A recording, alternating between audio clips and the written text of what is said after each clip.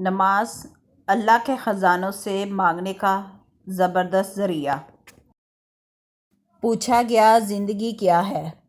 فرمایا گیا اذان سے نماز تک کا سفر۔ نماز اگر عادت بن جائے تو کامیابی مقدر بن جاتی ہے۔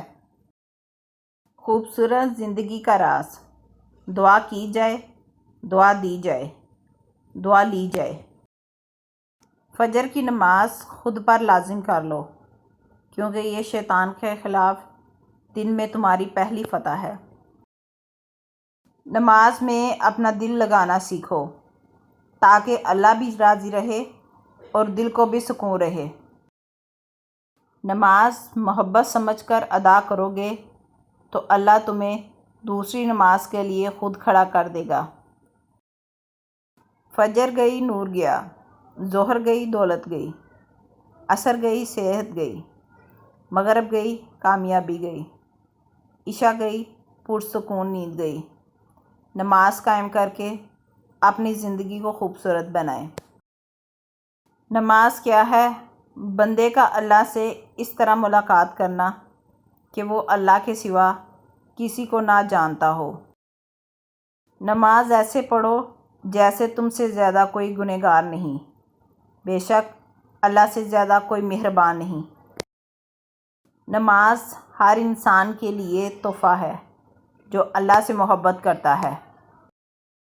نماز کے لیے دنیا کو چھوڑ دو، لیکن دنیا کے لیے نماز کو نہیں چھوڑو، یہی تمہاری اصل کامیابی ہے۔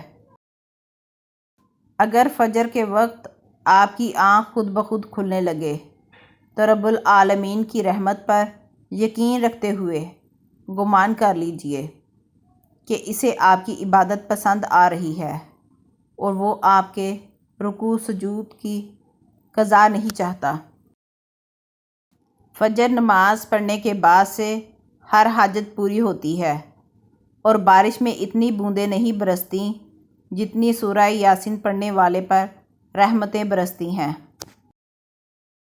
نماز وہ واحد حکم ہے جسے اللہ تعالیٰ نے آسمان سے وحی کے ذریعے نہیں اتارا، بلکہ اپنے محبوب صلی اللہ علیہ وسلم کو آسمان پر بلا کر تحفے میں دیا۔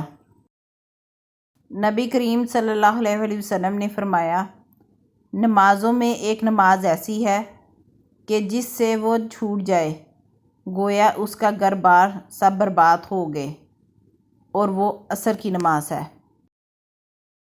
نماز اتنی ہی ضروری ہے جتنا کہ جینے کے لیے سانس لینا ضروری ہوتا ہے۔